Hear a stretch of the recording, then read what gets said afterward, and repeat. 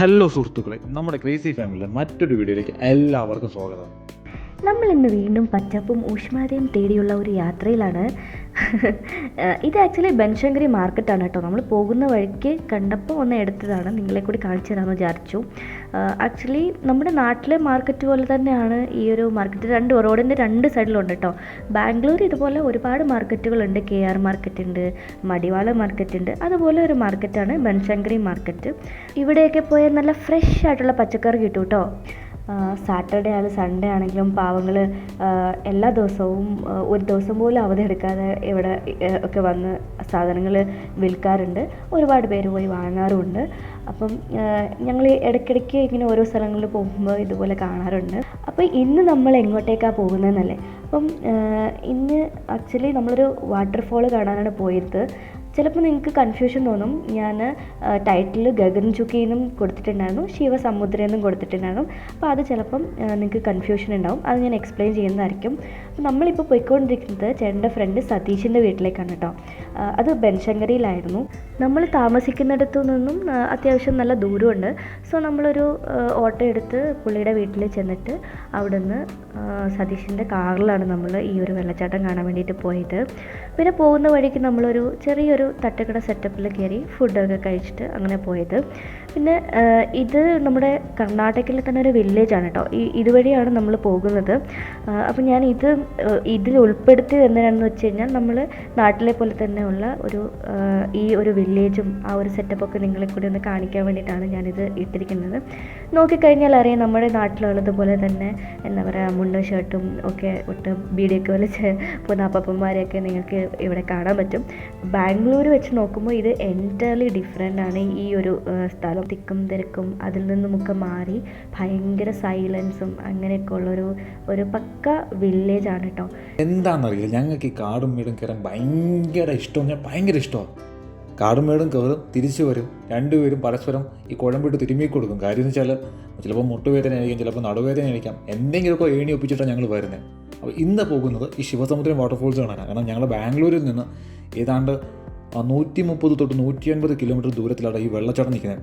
ഒരു വെള്ളച്ചാട്ടം അല്ല ഇത്, 2 വെള്ളച്ചാട്ടം ചേർന്നതാണ് ശിവസമുദ്രം. എന്നിട്ട് എന്താ ചെയ്യും, ഈ 2 വെള്ളച്ചാട്ടം കൊണ്ടിട്ട് ഒരു ഐലൻഡ് ഫോം ചെയ്യും. Sivasamudram Kaveri wild life sanctuary ആയിട്ടൊക്കെ ചേർന്നിട്ട് നിൽക്കുന്ന പ്ലേസാണിത്. കാവേരി നദി തന്നെയാണ് ഇത് എന്താ പറയുക ഫോം ചെയ്യുന്നത്. ഈ ഓവറോൾ ശിവസമുദ്രം വെള്ളച്ചാട്ടത്തിൻ്റെ വീതി എന്ന് പറയുന്നത് 850 മീറ്ററോളം വരുന്നുണ്ട്. ഇന്ത്യയിലെ തന്നെ ഏറ്റവും വലിയ വെള്ളച്ചാട്ടങ്ങളിൽ ഒന്നായിട്ട് അതിനെ കൺസിഡർ ചെയ്യുന്നത്. ഹൈറ്റ് വെച്ച് നോക്കുമ്പോൾ 10ാമത്തെ മറ്റോ റാങ്കിലാണ് വരുന്നത് ശിവസമുദ്രം വാട്ടർഫോൾസ്. അപ്പോൾ തമാശ എന്താ വെച്ചാൽ ഈ വെള്ളച്ചാട്ടം വന്നിട്ട് 2 ഡിസ്ട്രിക്റ്റിലായിട്ടാണ് സ്പ്രെഡ് ചെയ്ത് കിടക്കുന്നത്. നമ്മുടെ പണ്ട് എന്താ ഒരു കേരള ഹൗസ് എന്നൊരു മൂവി ഉണ്ടായിരുന്നല്ലോ, ജയസൂര്യയുടെയൊക്കെ. അമ്മാതിരി കേരളത്തിലും അല്ല തമിഴ്നാട്ടിലും അല്ല, അല്ലെങ്കിൽ രണ്ടിടത്തും കൂടെ ആയിട്ട് അമ്മാതിരിയാണ് ഈ വെള്ളച്ചാട്ടം നിൽക്കുന്നത്. നമ്മുടെ മാണ്ടിയിലും ചാമരാജനഗർ ഡിസ്ട്രിക്റ്റിലോട്ടാണ് കർണാടകയിലെ ഈ വെള്ളച്ചാട്ടം കിടക്കുന്നത്. അപ്പോൾ ഈ വീഡിയോ വന്നിട്ട് അതിലെ ഗഗൻ ചുക്കി വാട്ടർഫോൾസിനെ കുറിച്ചിട്ടാണ്. ഈ ഗഗൻ ചുക്കി വെള്ളച്ചാട്ടം ഉണ്ടല്ലോ, ഭയങ്കരമായിട്ട് പവർഫുൾ ആണോ, നിങ്ങൾ ഈ വീഡിയോയിൽ കാണുന്നില്ലയോ, എന്ത് പവറായിട്ടാണ് ഈ വെള്ളം വന്ന് വീഴുന്നുണ്ടോ, എന്തൊരു ഫോഴ്സിലാണ്. ഞങ്ങൾ വിസിറ്റ് ചെയ്ത് ജസ്റ്റ് പോസ്റ്റ് മൺസൂൺ സമയമായിട്ട് തന്നെ ആ ഒരു വൈൽഡ്നെസ് എക്സ്പീരിയൻസ് ചെയ്യാൻ വേണ്ടി പറ്റി. അപ്പോൾ ഞങ്ങളുടെ ഫ്രണ്ട്സൊക്കെ പറയാറുണ്ട് ഈ മഴ സമയത്ത് ഭയങ്കരമായിട്ടുള്ള വ്യൂസ് എന്ന് പറയുന്നത്. കാരണം ഇത്തവണ കർണാടകയിൽ നല്ല രീതിയിൽ മഴ കിട്ടിയിട്ടുണ്ടായിരുന്നു. കാവേരി നദിയൊക്കെ നിറഞ്ഞു കവിഞ്ഞൊക്കെ ന്യൂസസ് ഉണ്ടായിരുന്നു. അപ്പോൾ ഞങ്ങൾ അതിന് ശേഷം പോയത്. ഇവിടെ ചെറിയൊരു എൻട്രി ഫീസസ് ഉണ്ട്, 10 രൂപയോളം. അല്ലാണ്ട് തന്നെ ഫോട്ടോഗ്രാഫിക്ക് മറ്റേ ചാർജസ് ഇല്ല. ആ വ്യൂ പോയിൻറ്റ് ഇച്ചിരി എന്താ പറയുക, അവിടെ കയറാൻ പാടാം. കാരണം അവിടെ എപ്പോഴും ഒക്യുപ്പൈഡ് ആയിരിക്കും. നമ്മൾ ഏർലി മോർണിംഗ് ഒക്കെ എത്തിക്കഴിഞ്ഞാൽ ആ സൺറൈസ് കണ്ട് എന്താ പറയുക, ആ ക്രൗഡ് കൂടുന്നതിന് മുന്നേ നമുക്ക് പോയിട്ട് തിരിച്ചു വരാൻ പറ്റും. അവിടെ നിന്ന് ബാക്കിയുള്ള സ്ഥലങ്ങൾ എക്സ്പ്ലോർ ചെയ്യാൻ പറ്റും. ഇതിൻ്റെ ഹൈറ്റ് എന്ന് പറഞ്ഞാൽ അത് 90 മീറ്ററോളം വരുന്നുണ്ട്. ഹൈജീൻ ആണെങ്കിൽ അത്യാവശ്യം നല്ല വൃത്തിയുണ്ട്.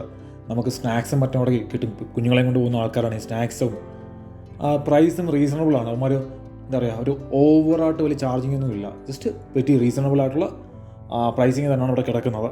നമുക്ക് ഈ എന്താ പറയുക ഗഗൻ ചുക്കി നിൽക്കുമ്പോൾ ഒരു ഓപ്പോസിറ്റ് ഒരു മസ്ജിദ്, ഒരു ദർഗ കാണാൻ പറ്റുന്നുണ്ട് കേട്ടോ. അവിടെ ആ ദർഗയുടെ പേര് ഹസ്രത്ത് സയ്യിദ് മർദാന ഗയബ് എന്നാണ് പറയുന്നതാണ്. ഞങ്ങൾ അവിടേക്ക് പോയില്ല, ഞങ്ങൾക്ക് വേറെ സ്ഥലത്തേക്ക് പോകാനുണ്ട്. ഞങ്ങൾ അവിടെ പോകാണ്ടാണ് പോയി. പക്ഷേ ആ വ്യൂ എന്ന് പറയുന്നത് ഭയങ്കരമാണ്. കാരണം ആ ദർഗയുടെ സൈഡിൽ പോയി നമുക്ക് ദർഗയിലേക്ക് കയറിയിട്ട് അവിടുത്തെ ബ്ലെസ്സിങ്സ് മേടിക്കുകയും ചെയ്യാം. അവിടുന്ന് കുറച്ചുകൂടി നല്ലൊരു വ്യൂ കിട്ടുകയും ചെയ്യും, നമ്മുടെ വ്യൂ പോയിൻ്റ് അല്ലാത്ത. ഇപ്പോൾ ഈ ശരിക്കും പറഞ്ഞാൽ ഗഗൻചുക്കിയിൽ എത്തിക്കഴിഞ്ഞാൽ നമ്മൾ ആ വ്യൂ പോയിന്റ് കയറുമ്പോൾ നമുക്ക് ദർഗയുടെ വലിയൊരു സൂപ്പറുള്ള വ്യൂ കിട്ടും. അപ്പോൾ അല്ലാണ്ട് ആ ദർഗയിൽ പോയി കഴിഞ്ഞാൽ കുറച്ചുകൂടി അടുത്ത് നിന്നിട്ട് വെള്ളച്ചാട്ടം കാണാൻ പറ്റും. എല്ലാ തരത്തിലും നല്ല രസവും തന്നെ. ഓവറോൾ എന്താ പറയുക, ആ ഒരു നേച്ചറിനെ ഇഷ്ടപ്പെടുന്ന, ആ ഒരു എന്താ പറയുക, പ്രകൃതിയോട് ഇണങ്ങി ജീവിക്കാൻ താല്പര്യമുള്ള ആൾക്കാർക്കൊക്കെ ഇത് പറ്റിയ സ്ഥലമാണ് വിസിറ്റ് ചെയ്യാനുണ്ട്. ഈ ശിവസമുദ്രം മറ്റൊരു തരത്തിലും ഫേമസാണ്. മറ്റൊരു തരത്തിൽ ഫേമസ് എന്താണെന്ന് വെച്ചാൽ ഏഷ്യയിലെ തന്നെ ആദ്യത്തെ ഹൈഡ്രോ ഇലക്ട്രിക് പ്രോജക്റ്റിലൊന്ന് അവിടെയാണ്. കാരണം 1902-5 1900-ൻ്റെ ബിഗിനിങ്സിൽ ടാറ്റ ഗ്രൂപ്പാണ് ചാലുവാക്കിയെന്ന് എൻ്റെ ഒരു ഓർമ്മ.